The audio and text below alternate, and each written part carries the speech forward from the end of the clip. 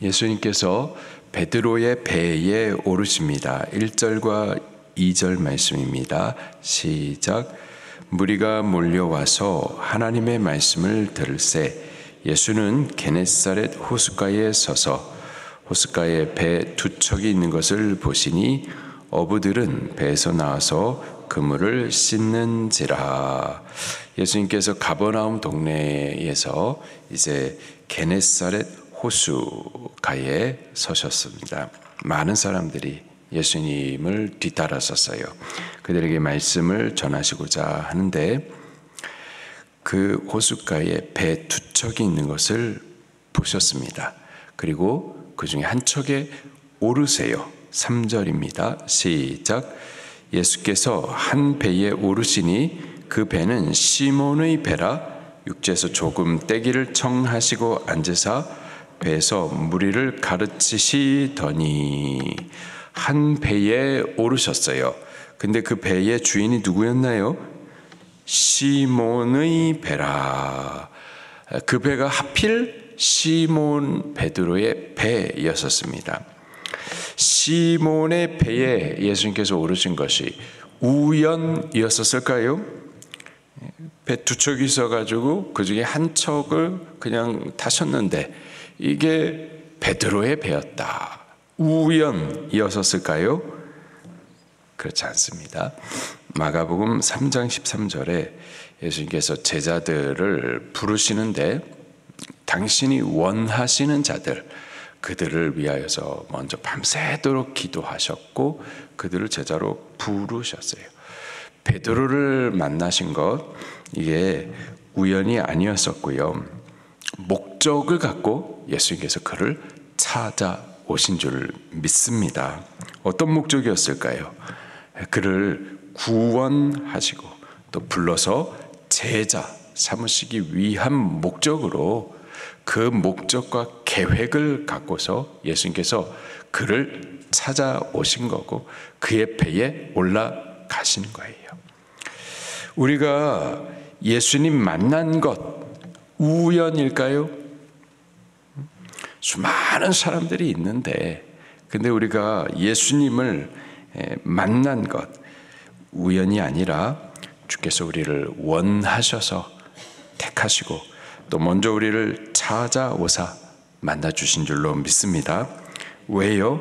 마찬가지 똑같은 이유에서 곧 우리를 죄와 죄의 저주 이 지옥에서부터 구원하시고 또 거룩하게 구별하여 불러서 당신을 따르라고 당신의 제자 되게 하시려고 우리를 찾아와서 만나주신 줄로 믿습니다. 우리가 예수님 만난 것 목적이 있는 거예요. 하나님의 거룩한 뜻이 있는 겁니다. 구원의 그 목적이 있습니다. 그러나 구원받고 그것이 전부가 아니고요. 거긴 시작이고요.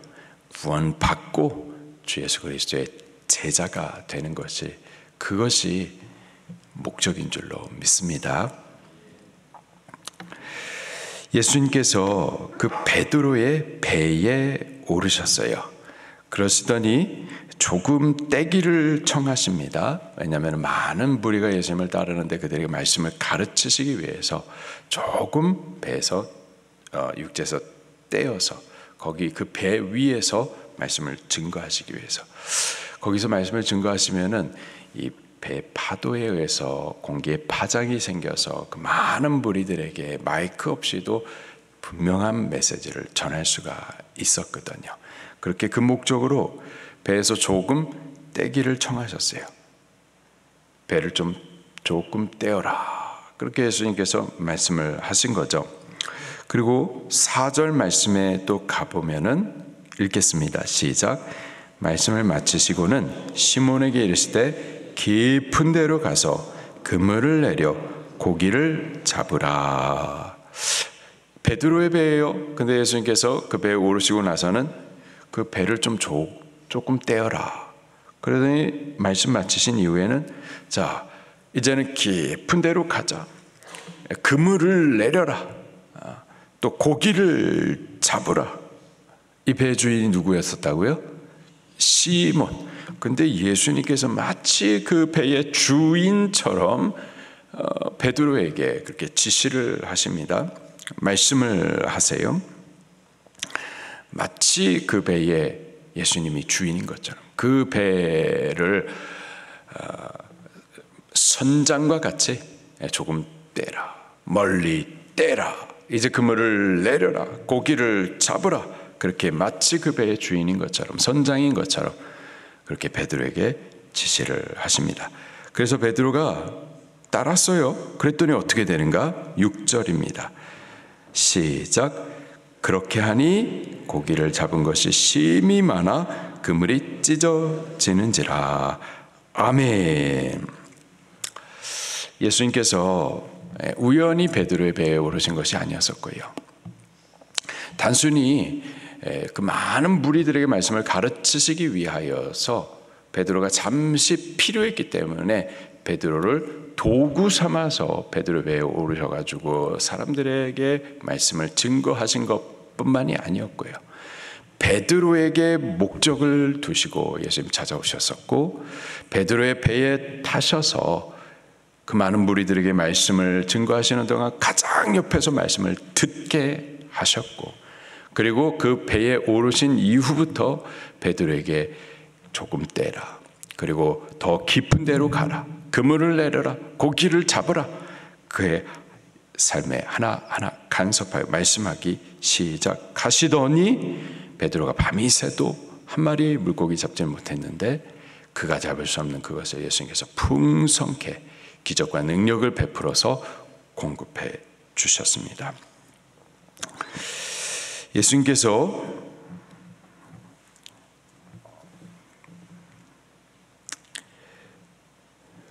우리 인생의 배에도 찾아와 주시는 줄 믿으시기를 바랍니다. 그 예수님께서 우리 인생의 배에 찾아와 주셔서 우리의 힘으로 살고 우리의 노력으로 살고 밤이 새도록 수고하며 살아도 우리의 뜻대로 되지 아니하고 빈손으로 오고 수고는 하지만 헛된 수고하면서 절망과 좌절에 있고 슬퍼하고 있고 빈곤해하는 우리, 그런데 목적을 갖고서 예수님께서 우리를 먼저 찾아와 주셔서 우리 인생의 배에 올라 주셔서 우리 인생을 하나하나 말씀으로 지시하여 주시고 그 목적은 풍성케 해주시기 위함인 줄로 믿습니다. 어떻게 해야 될까요? 예수님께서 우리 인생의 배에 찾아와 타시고 타실 때 우리 그분을 거부치 마시고요.